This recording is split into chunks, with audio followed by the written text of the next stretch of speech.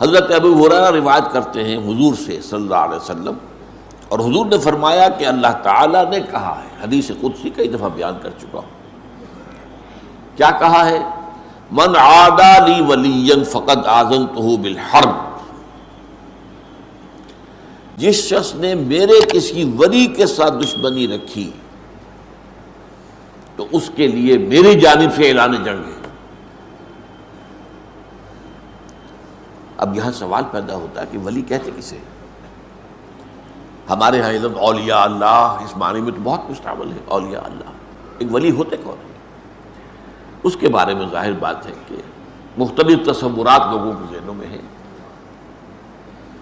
ولی وہی ہوتا ہے جس سے کچھ خارق عادات باتیں ظاہر ہو جائیں، کرامات ظاہر ہوں، جو کچھ غیب کی باتیں بھی بتا دے، مستقبل کی باتیں بھی بتا دے، بہرحال اس کی زندگی میں شریعت کی بھی پیروی موجود ہو، نظر آ رہی ہو، اس کا لباس، اس کی وضاحت وہ بھی سنت کے بہت قریب ہو۔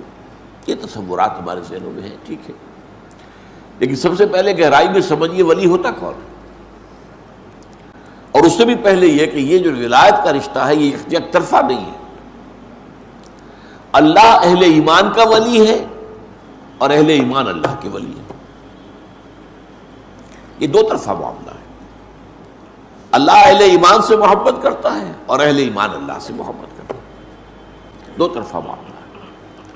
تو ولی کو سمجھنے کے لیے میں نے جو آپ کو دو آیتیں سنائی ہیں، ایک سورہ بقرہ میں آیت الکرسی کے فوراً بعد جو آیت آئی ہے، اللہ ولی الذین آمنوا یخرجہم من الظلمات الی النور، اللہ تعالیٰ اہل ایمان کا ولی ہے، دوست ہے، ساتھی ہے، مددگار ہے، پشت پناہ ہے، یہ سارے الفاظ جمع کر لیں آپ تو لفظ ولی بنے گا۔ اللہ ولی الذین آمنوا، اللہ ولی ہے اہل ایمان کا، اور اس کا ظہور کیا ہوتا ہے؟ یخرجہم من الظلمات الی النور، وہ نکالتا رہتا ہے اہل ایمان کو تاریکیوں سے نور کی طرف۔ یہ تاریکیوں سے نور کی طرف آنا یہ کوئی ایک سڈن ایکٹ نہیں ہے، یہ تدریجی ہے، گریجول ہے۔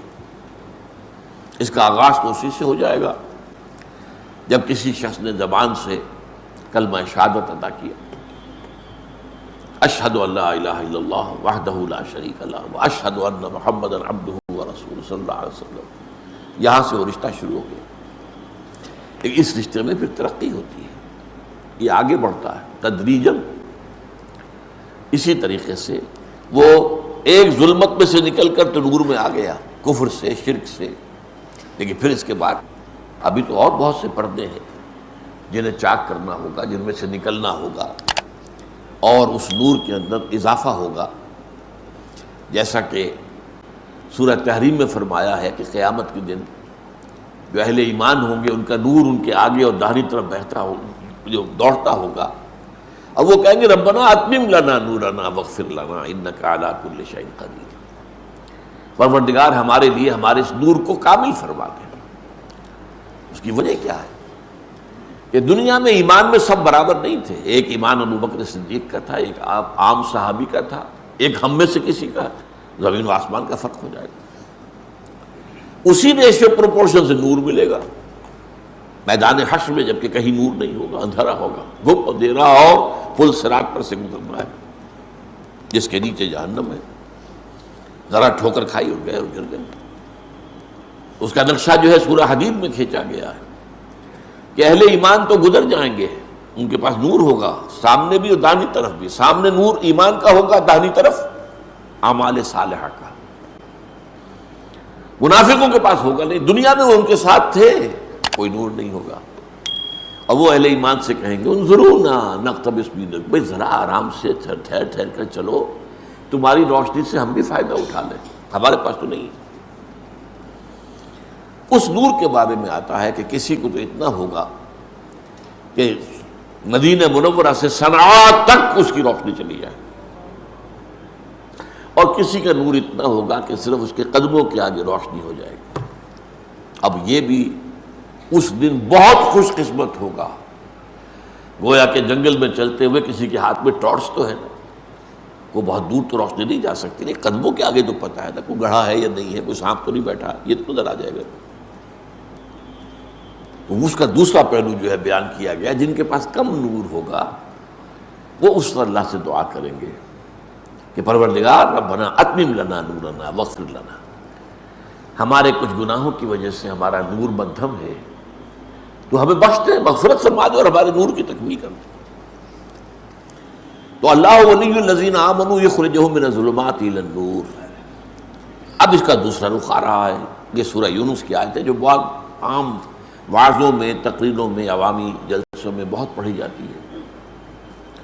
الا ان اولیاء اللہ لا خوف علیہم ولا هم یحزنون الذین آمنوا وکانوا یتقون لهم البشرى فی الحیاۃ الدنیا والآخرہ لا تبدیل لخلق اللہ ذلک هو الفوز العظیم۔